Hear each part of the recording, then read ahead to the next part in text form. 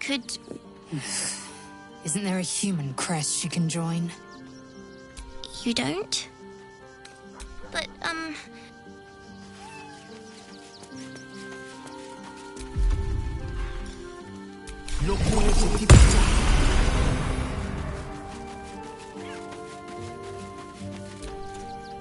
It's certainly good to be back at camp. How I've missed the smells. Indeed. And I'm sure Dringo will do a great job. He always took good care of me. Hope you're keeping well, friend.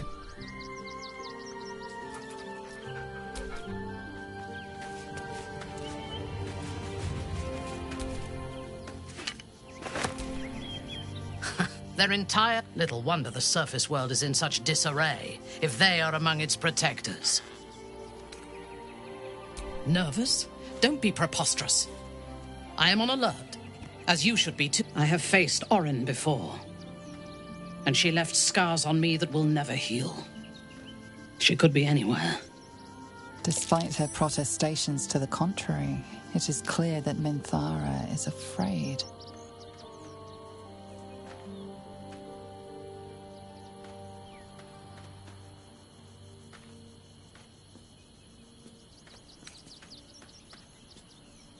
We need to watch over each other, now more than ever. I do not want a devil to hold my fate in his hands. Aren't you tired of bowing? And I say we put the devil from our minds and trust in ourselves. If anyone should have the power of the crown, it should be us. We will need every advantage to survive the battles that are to come. And my elite... If this superior tadpole is capable of unlocking my mind's full... I am surprised you have not drawn on its power yourself.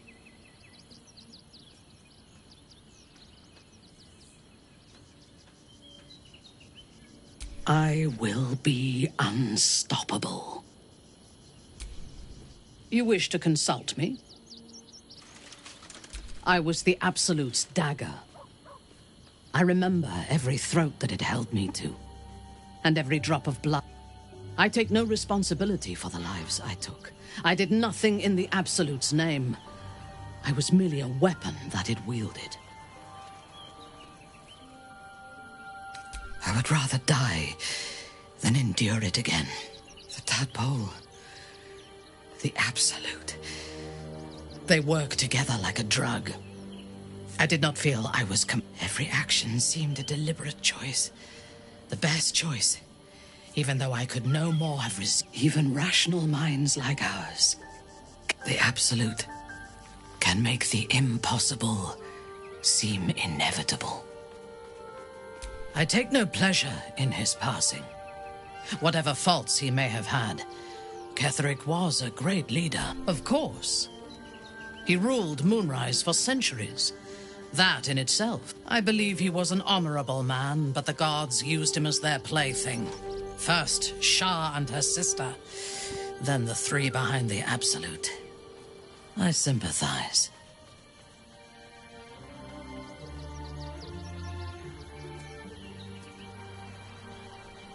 It is a sharp mind that feels sympathy for one who suffers unnecessarily, not a soft heart. I saw strength in Ketheric that had been diluted by pain, but I will never forgive him for handing me to Orin. For that, I hope Merkel hollows out his bones and lets them be dust.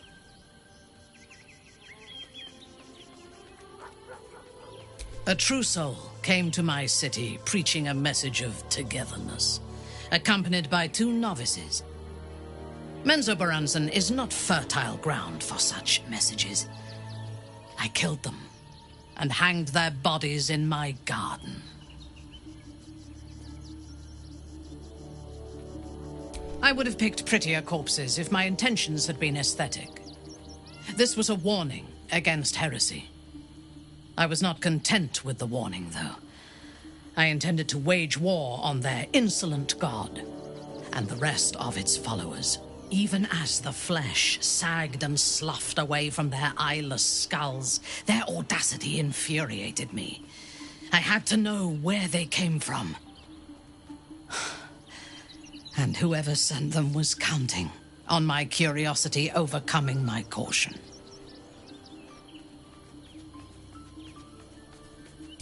Yes. All it took was a simple act of necromancy, and the corpses told me where I needed to strike. Moonrise Towers.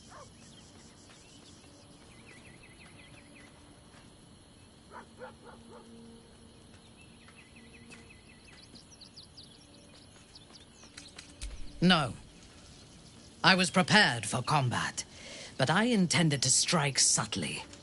As it turned out, to my shame, I was defeated without even drawing my weapon. I came to Moonrise with a retinue of warriors and assassins, the best House Bainray had to offer. I expected a battle, but found a fully laden feast table and a welcome befitting a house matron. Ketherick expected us, expected me, and I fell for his flattery.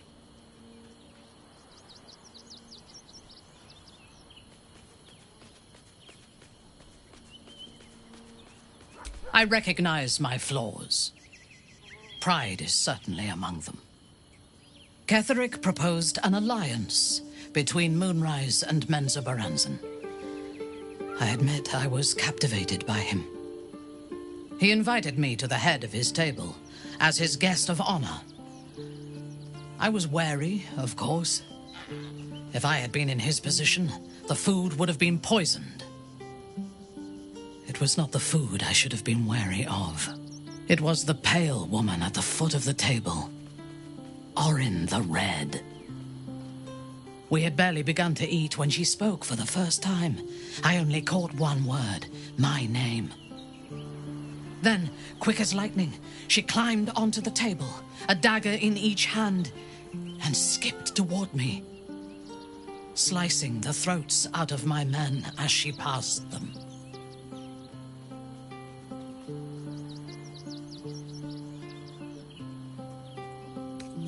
Few things frighten me. Orin is one of them. Ketherick held me still, his hand on my shoulder, the grip tight enough to crack the bone. When Orin stood before me, she touched the dagger to my eye, drawing out a tear of blood. "I want this one," she said. Ketherick nodded his permission, and I was taken below. You've seen the horrors of the colony. Orin kept me there for days. She forced me to watch as my men were processed. Some for food, others as thralls. And then she placed the tadpole in my eye herself.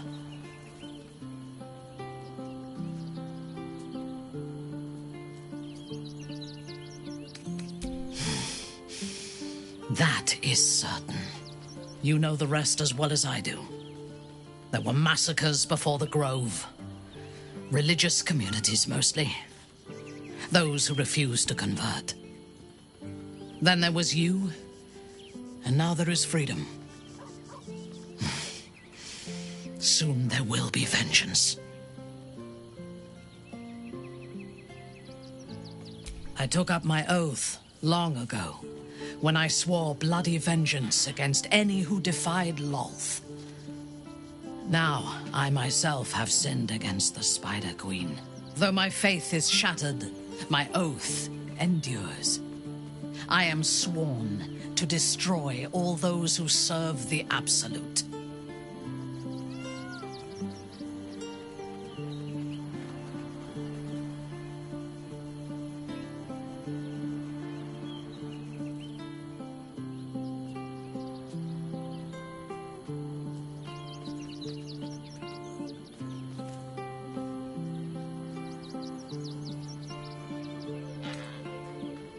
It is not noble, it is necessary. If we do not destroy the cultists, they will destroy everything. We are all that stands between this world and annihilation.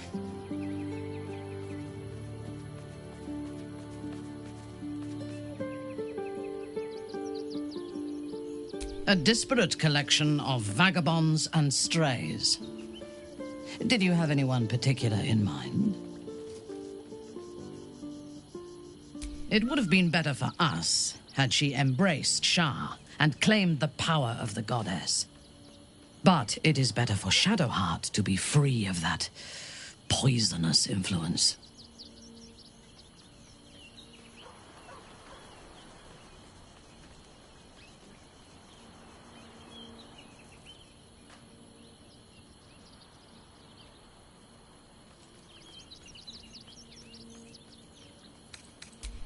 The very concept of Sharan worship is self-indulgent. They would have you think every whispered word and hidden thought is of value. But it is not so. I have performed 1,000 interrogations, squeezing out the most guarded secrets held in heart, mind, and soul. I can tell you this. When the trivial parts have been whittled away and I have sifted through what remains, in most cases, a person amounts to nothing at all. He's been deprived of freedom and strong blood for so long that he is addicted to both. While those addictions have their hold on him, he is still a slave.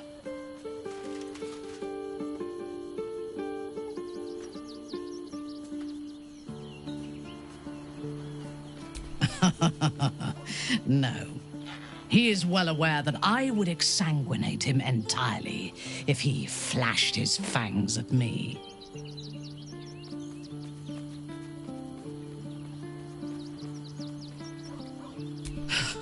Free. What purpose does he have that does not involve his master? He fears him, he hates him, he dreams of him, and he will either kill him or die trying. Astarion is no more free of Cazador than you or I are free of our tadpoles. He will only be free when Cazador is dead. And that is as it should be. When the time comes, we must hope that he does not only take Cazador's long life, but the power that has sustained him as well. I have encountered few Githyanki in my life. Those that I did were raiders. They croaked out pleas for mercy in their alien tongue as they died. Meeting Lae'zel makes me wish I knew more of their culture. I did. She told me that she has nothing to teach that cannot be learned through observation of her prowess in combat.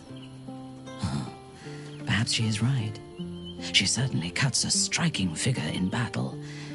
There is a precision to her ferocity that I admire.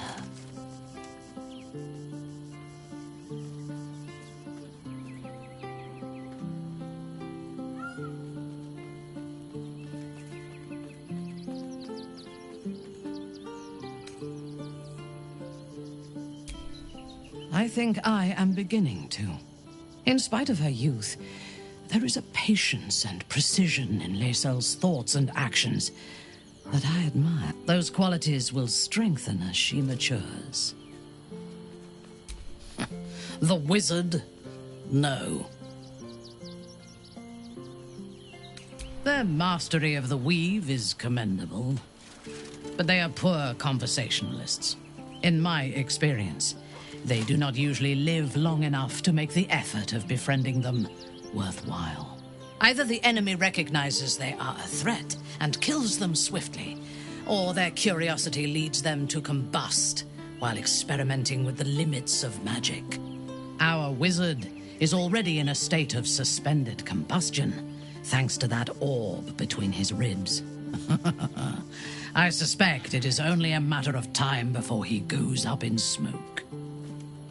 I will reserve my social graces for those who might live long enough to appreciate them.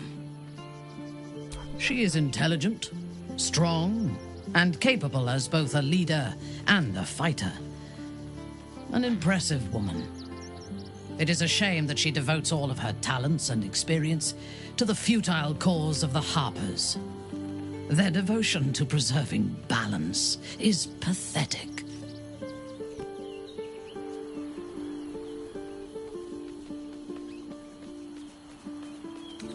It is precisely because they are perceived as good that they are so dangerous. Their intentions do more harm to the world than any warmonger could. Your party is full. Did you think I would not notice? Then let us go forth and Let's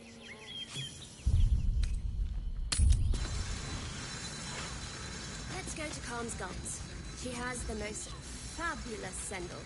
It's perfect for a shirt. I would, but this armor was... You told me the armor was a bargain.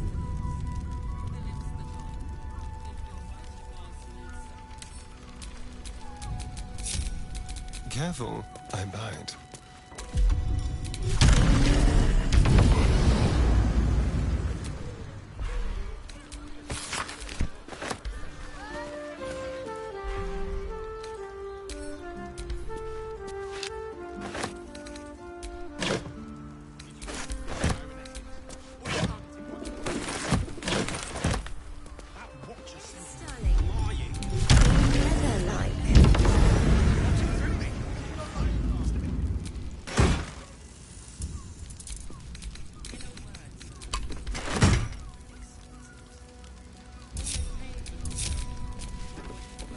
Where am I needed? At your command.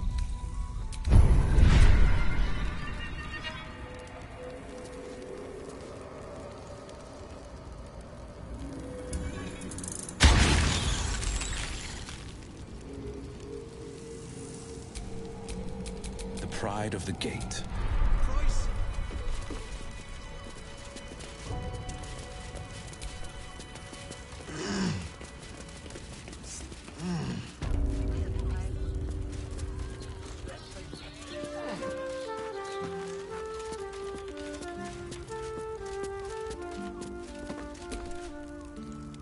What, by the Morden Summons Curlies, went on down there?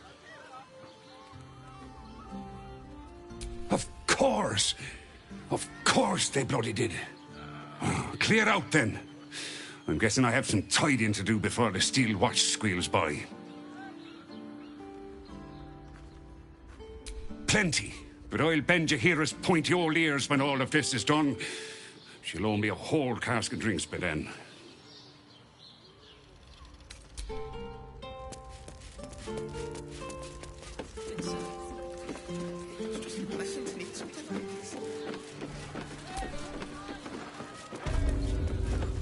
Now here's Stop. Inhale through the nose. Now you've just sampled some of Baldur's Gate's finest incense. Delicious, no? Aren't they just? You clearly have excellent taste. What can I do for you, sir? I must say I'm rather proud of it. The wood panelling cost a fortune, but it's so worth it for the luxe atmosphere. Everything alchemical from potions to poisons. Just do make sure you read the label before quaffing. Hmm?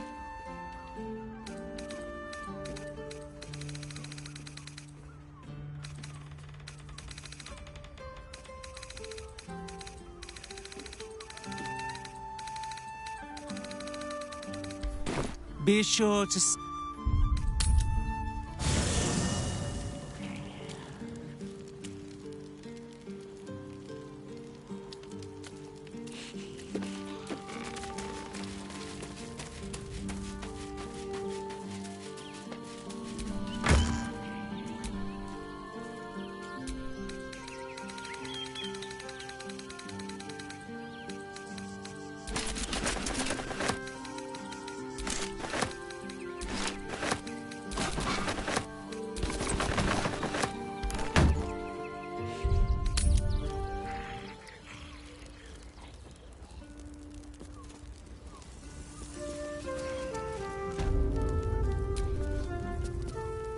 Hello again, sir. What? Everything alchemical from potions to poisons. Just do make sure you read the label before quaffing. Hmm?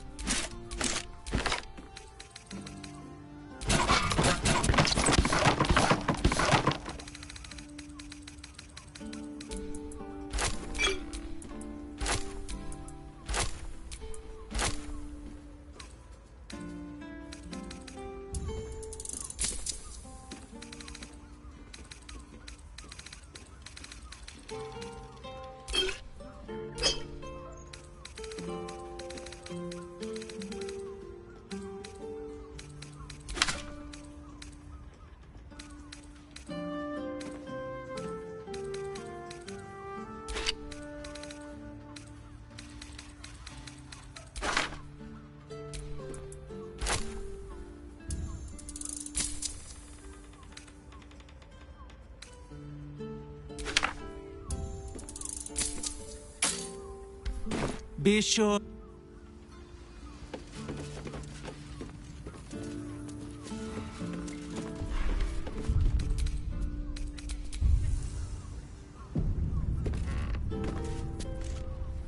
The trader has no interest in selling that particular item.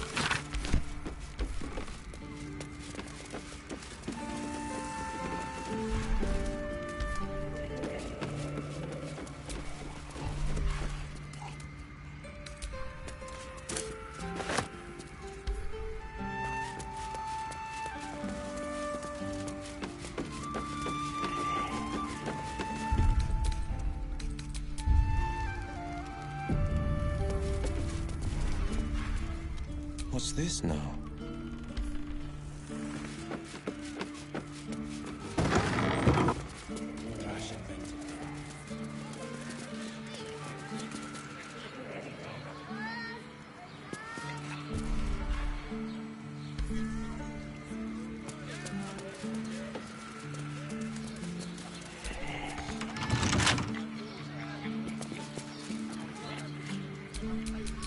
Watch your back.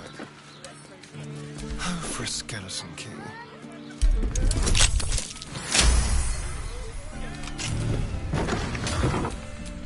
Where am I needed?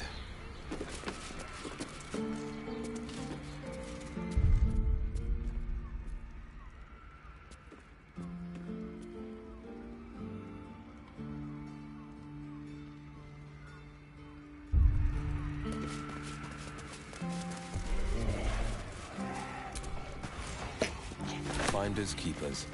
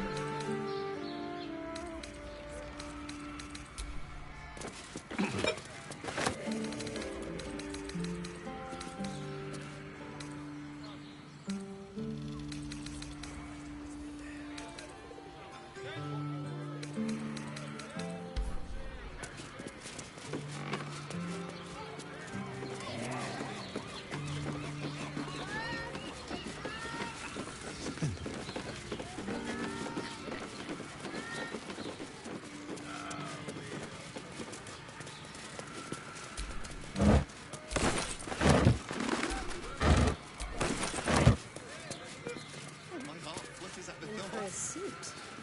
Dinner with night. Wanted them in a fight. A real fight.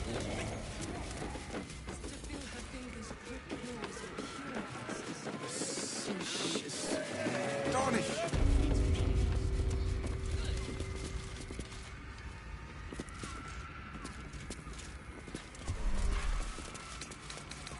It has the most fabulous sandal.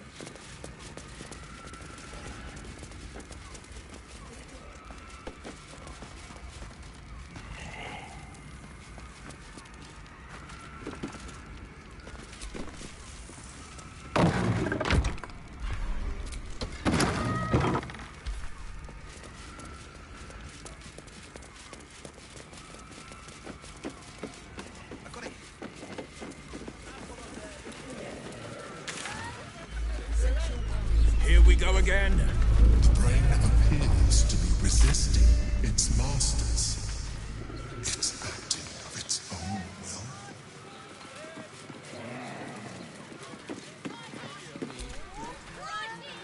Sorry, chum, can't let you through.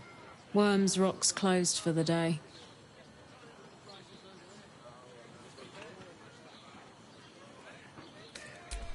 Ordination is what? Lord Gortash is becoming Archduke. All the peers came to pay regards.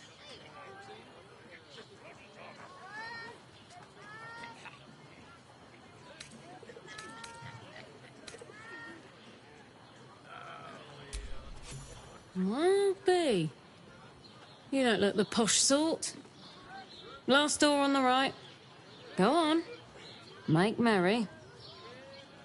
Lower the gates! Special permission!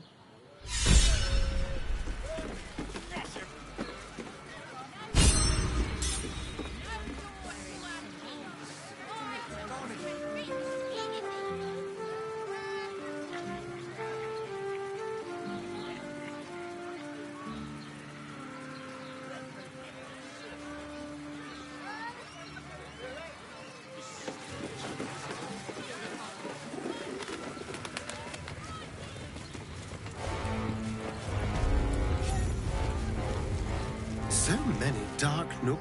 Halt! We do not know how you gained entry, but your trespass shall not be punished. Lord Gortash has been expecting you. The Watcher's presence fades, but another takes its place. Confident, dominant, commanding. My most esteemed guest, we meet at last. I am Lord Enver Gortash. You are the prison bearer, slayer of the dread General Ketheric Thorm. I welcome you to Baldur's Gate, my city.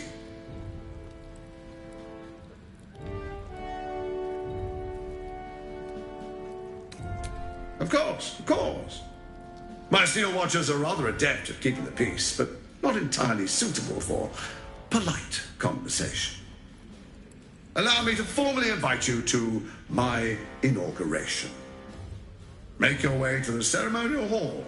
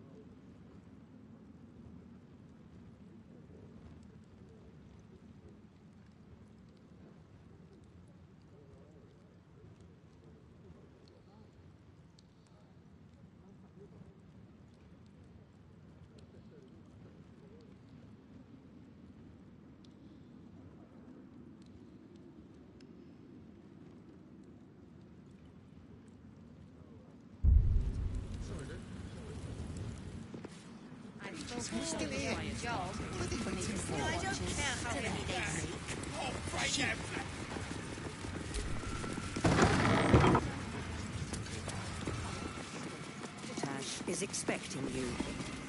Please. If it isn't little Will, straight to your handler. And I didn't even have to whistle. Heard about your father. The Absolute's puppet. A damned travesty, if you ask me. He's upstairs in Worm's Rock, ordaining Gortash as Archduke. A splendid party, I hear. Perfect for crashing. Go on up. We'll talk after.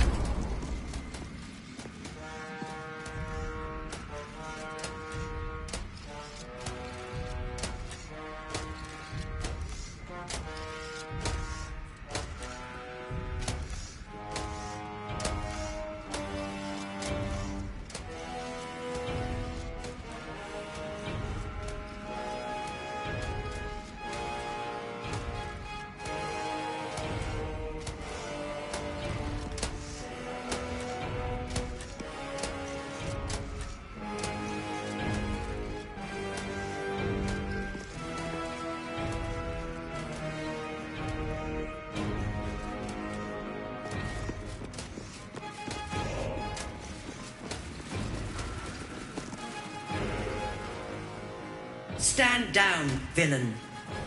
In the name of the Steel Watch, aggressive action will not be tolerated in the presence of the patriarchs of this proud city.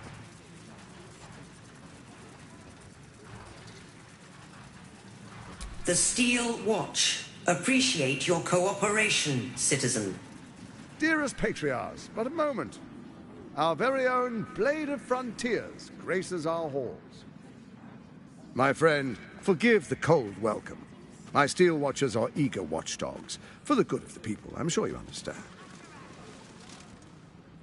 Lord Enver Gortash at your service. I understand congratulations are in order. Thorm's defeat hasn't gone unnoticed. You're known for who you are and for that netherstone that you carry. You know, it takes all three to control the brain. Without Thorm's, it's become vexingly willful. The quakes are a clear warning. If nobody steps in soon, it'll free itself from the authority of the Crown. I expect it'll start with turning the Sword Coasts infected. You among them. That prism of yours won't last indefinitely. Next, the grand design. The Mind Flayer Empire reborn. If we're lucky, we'll become slaves. If we're unlucky, well, not the most thrilling of prospects, but it's a fate that can be avoided if you and I come to an understanding. Together, we can still restore authority over the brain. Of course. Gortash always did have an eye for opportunity.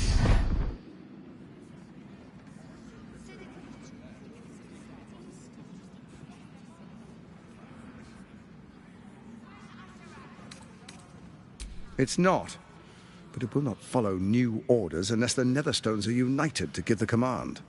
When it finishes executing its current orders, it will be free to do as it wishes. That will be bad for everyone. The Crown's magic turned the brain into something the world has never seen. A nether brain. Its power is immense. Once it is freed from its shackles, I doubt we'll ever be able to bring it under control again.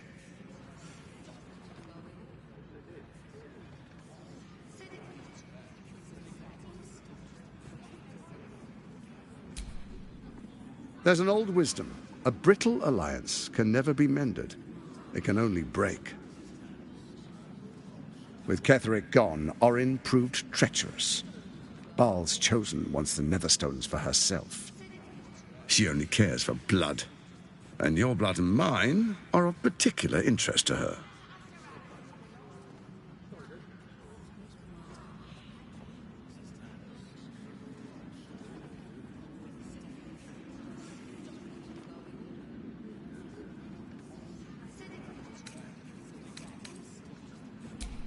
Orin changes shape faster than you and I change clothes. You know, She's tricked you before. She's targeted me as well. I'm well protected, but she's extremely good at what she does. If Orin obtains all 3 Netherstones, she'll plunge the coast into chaos and paint the city in blood. I can't let that happen. I want to lead this city to glory, not scorch its earth.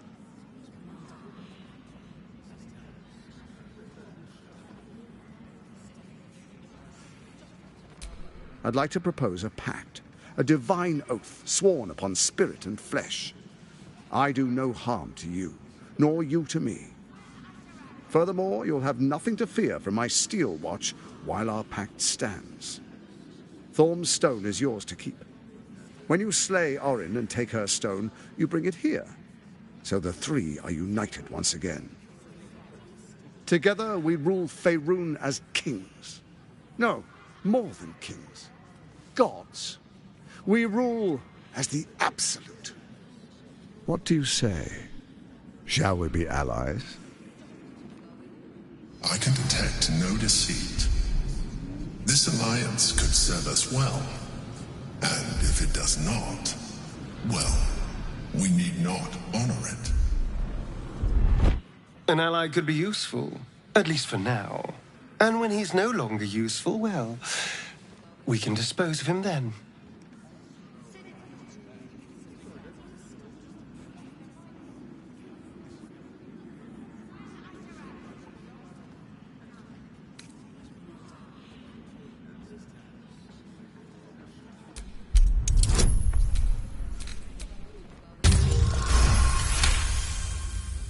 Orin is unreliable. This one shows promise. He keeps his word, I keep mine. We will rule as one.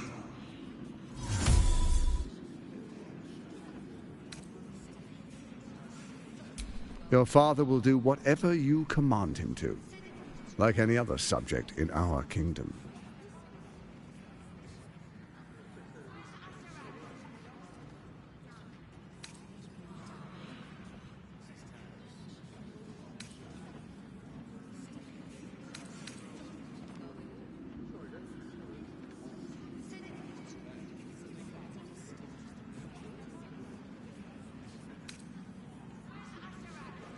Then let it be writ by the black hand of Bane.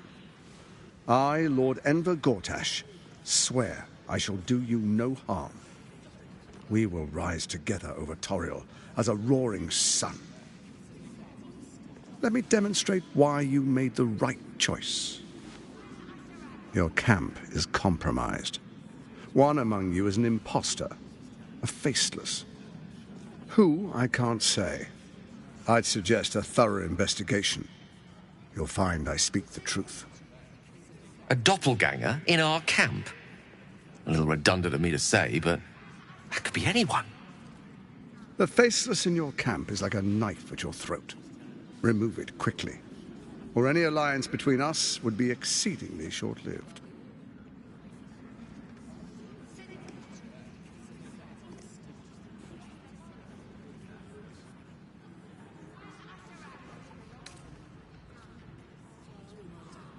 First, Orin the Red, bloody dagger of Baal, causes panic in the streets through killings in the Absolute's name. Next, the threat of the Absolute's monstrous armies formed by Merkel's general, Ketheric Thorm. In such circumstances, people crave strong leaders. Leaders that bring law, order, and protection. Leaders like me, Bane's unyielding hand, author of justice. You are soon to witness the people of Baldur's Gate granting me complete power over them, all out of fear of the Absolute. Next, we will declare curfew and begin infecting the masses. Our subjects will hear the voice of their absolute God. The faithful will do anything in the name of their God.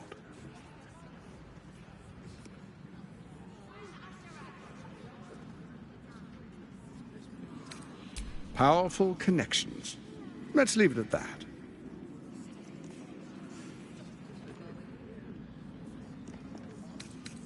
More importantly, just. Now, come, be witness as your father names me the first Archduke of Baldur's Gate.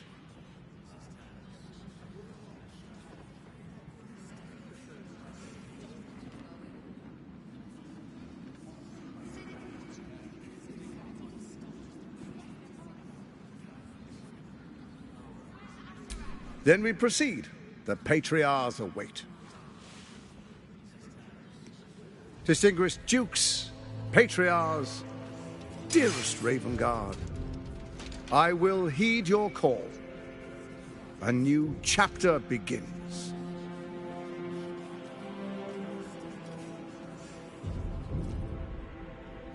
Enver Gortash, swearest thou by Balduran's blade to defend the citizens of Baldur's Gate from enemies within and without? I swear.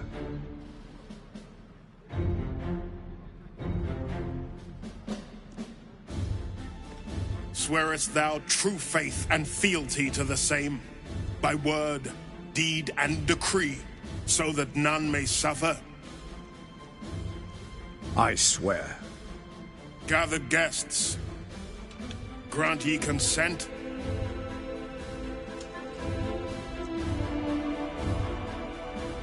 Enver Gortash, the council appoints you Archduke of Baldur's Gate.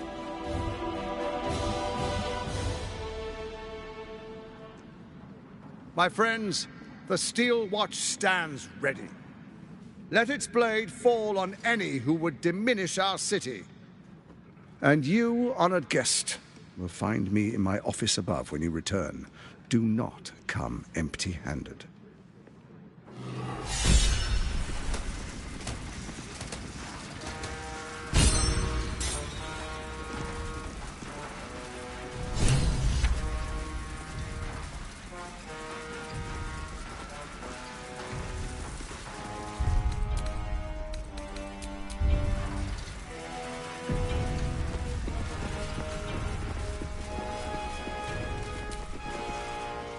Your father, once the Grand Duke, now a pawn in the Absolute's game. Your infected minds smolder in each other's presence. My dearest boy, my blood and my pride, you've come to me, just as Gortash said you would. Father and son, unstoppable generals. Together, we will usher in a new dawn.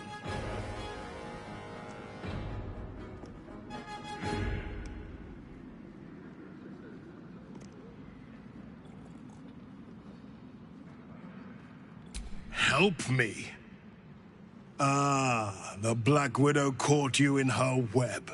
Floric chose shadow over light. Her betrayal burned deeper than the fires of Avernus. She's been punished for her lies. Don't let her get to you. Why do I get the feeling the punishment will be far, far worse than the crime?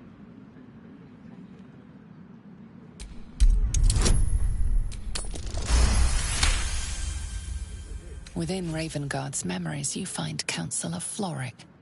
She is confined in a cell right here in Worm's Rock. The sun rises, my boy. My true soul. Are you ready?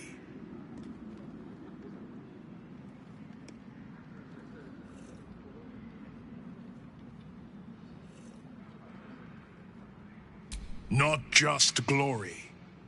Paradise. Faerun suffers in darkness. Tyr has abandoned us. Helm's Eye has strayed. But Baldur's Gate will soon burn bright, a beacon to light the heavens. And you, Gortash, and I will ignite the final spark, my son.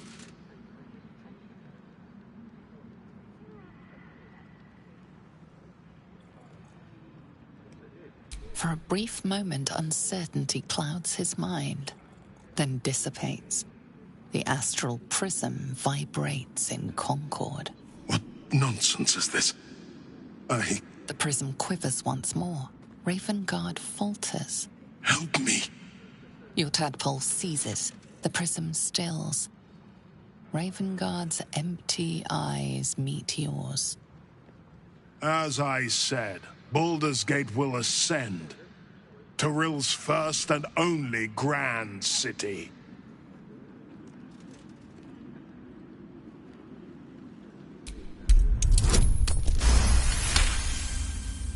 First comes a vision of terror. The city of Baldur's Gate taken by Lithids. But beyond the terror, there is hope. You see a beaming Raven Guard presiding over the sunlit city, applauded by the people. A people at peace. The real Raven Guard's still in there, and he wants out.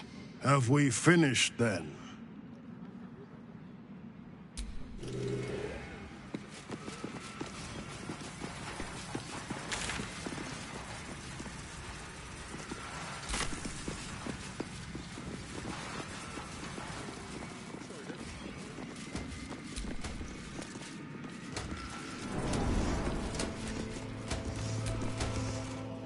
What did I tell you? A momentous occasion. I'm sure you agree. And the drama's not over. Not by a long shot. You see, Gortash has had your father relocated.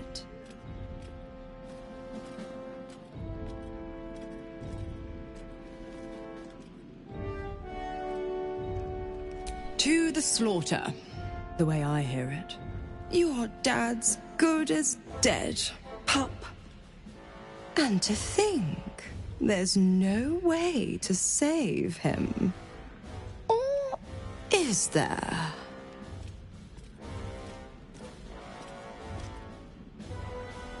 I know enough. I'll be in your camp if you want to work something out.